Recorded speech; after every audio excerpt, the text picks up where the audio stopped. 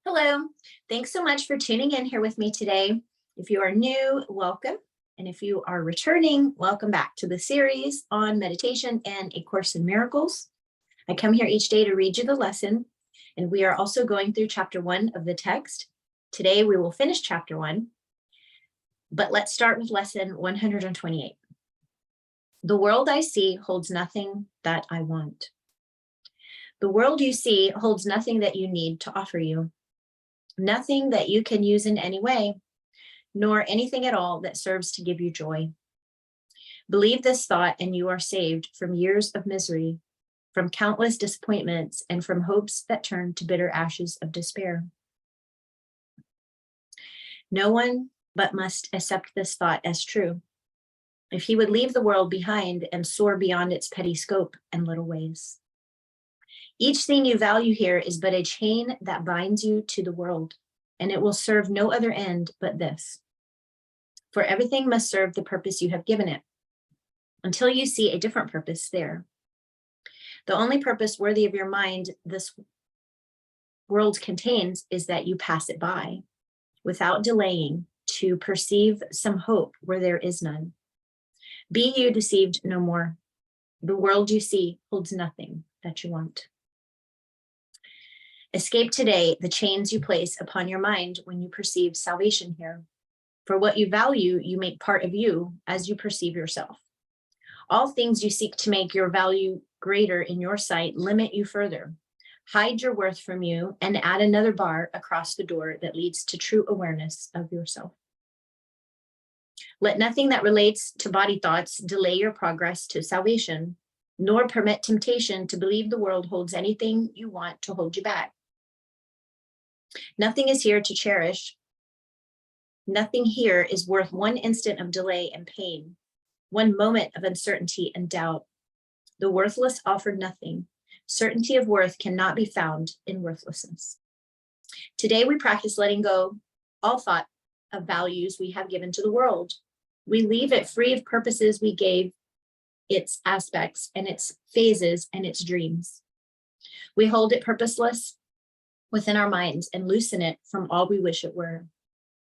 Thus do we lift the chains that bar the door to freedom from the world and go beyond the little values and diminished goals. Pause and be still a little while and see how far you rise above the world, where you release your mind from chains and let it seek the level where it finds itself at home. It will be grateful to be free a while. It knows where it belongs, but free its wings and it will fly in sureness and enjoy to join its holy purpose. Let it rest in its creator, there to be restored to sanity, to freedom, and to love. Give it 10 minutes rest 3 times today. And when your eyes are opened afterwards, you will not value anything you see as much as when you looked at it before. Your whole perspective of the world will shift by just a little every time you let your mind escape its chain. The world is not where it belongs, and you belong where it would be, and where it goes to rest when you release it from the world. Your guide is sure. Open your mind to him, be still, and rest. Protect your mind throughout the day as well. And when you think you see some value in an aspect or an image of the world, refuse to lay this chain upon your mind, but tell yourself with quite certainty, this will not tempt me to delay myself. The world I see holds nothing that I want. Amen. That concludes lesson 128. Chapter 1, the meaning of miracles, section 7, distortions of miracle impulses. Your distorted perceptions produce a dense cover over miracle impulses, making it hard for them to reach your own awareness. The confusion of miracle impulses with physical impulses is a major perceptual distortion. Physical impulses are misdirected miracle impulses. All real pleasure comes from doing God's will. This is because not doing it is a denial of self. Denial of self results in illusions, while correction of the error brings release from it. Do not deceive yourself into believing that you can relate in peace to God or to your brothers with anything external. Child of God, you were created to create the good, the beautiful, and the holy. Do not forget this.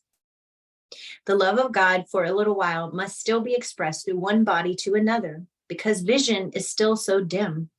You can use your body best to help you enlarge your perception so you can achieve real vision, of which the physical eye is incapable. Learning to do this is the body's only true usefulness.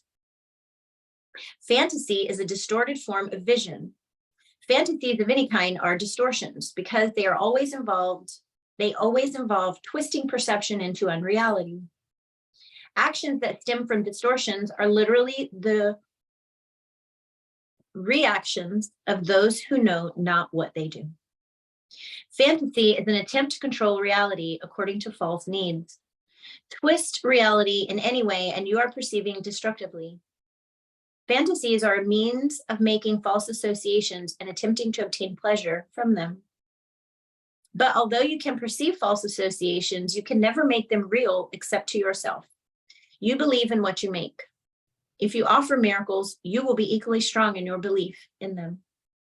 The strength of your conviction will then sustain the belief of the miracle receiver. Fantasies become totally unnecessary as the wholly satisfying nature of reality becomes apparent to both giver and receiver. Reality is lost through usurpation, which produces tyranny. As long as a single slave remains to walk the earth, your release is not complete. Complete restoration of the sonship is the only goal of the miracle minded. This is a course in mind training. All learning involves attention and study at some level. Some of the later parts of the course rest too heavily on these earlier sections not to require their careful study. You will also need them for preparation. Without this, you may become much too fearful of what is to come to make constructive use of it.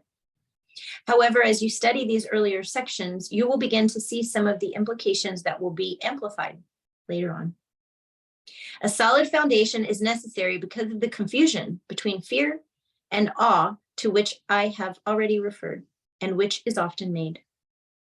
I have said that awe is inappropriate in connection with the sons of God, because you should not experience awe in the presence of your equals.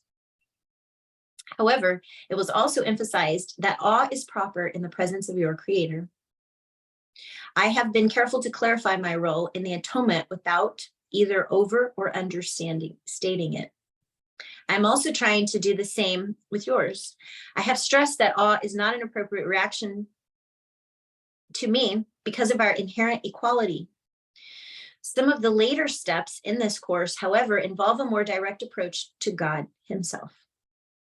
It would be unwise to start on these steps without careful preparation, or awe will be confused with fear, and the experience will be more traumatic than beatific.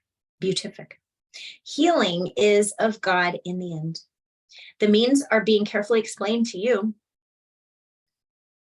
Revelation may occasionally reveal the end to you, but to reach it, the means are needed. Amen. Thanks so much for starting your self-care practice and for tuning in here with me to meditate each day and to learn more about A Course in Miracles. If you're looking for a community to connect on this content, you can find my website below and sign up for my weekly women's wellness calls. I invite you. I love you, and I look forward to seeing you tomorrow in the next lesson. Bye-bye.